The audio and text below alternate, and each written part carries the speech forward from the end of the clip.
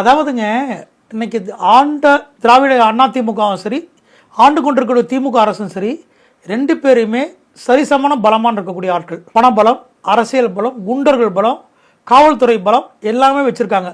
இரண்டு கட்சியும் சரிசமமாக இருக்காங்க.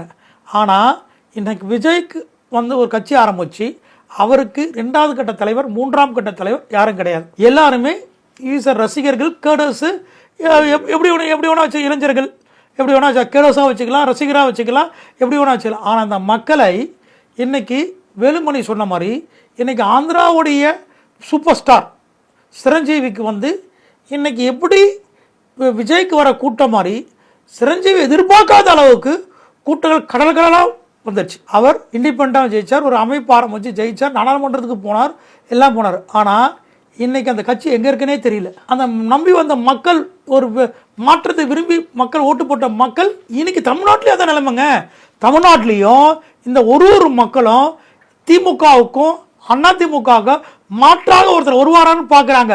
அது விஜயகாந்த் வந்தார். விஜயகாந்த் ஓட்டு போட்டாங்க. விஜயகாந்தை கொண்டு வரணும்னு நினச்சாங்க.